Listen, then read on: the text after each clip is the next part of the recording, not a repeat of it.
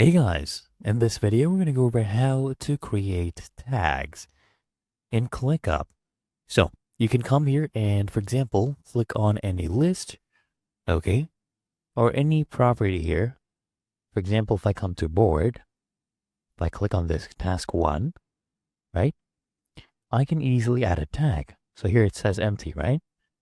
I come and click on this, and now you can see we have no tag. So you just start typing, for example, urgent, okay, and then press enter.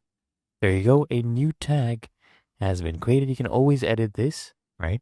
Click on this. You can click on rename. Or what you can do is change the color as well. So we'll come here and click on change color.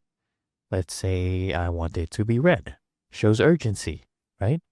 And if you want to delete it anytime, you can just go ahead and click on this, click on delete. And any next moment, if you want to add this tag that we have already created, we just come here, for example, task 2. Click here, we can already see it right there. And it's really that easy.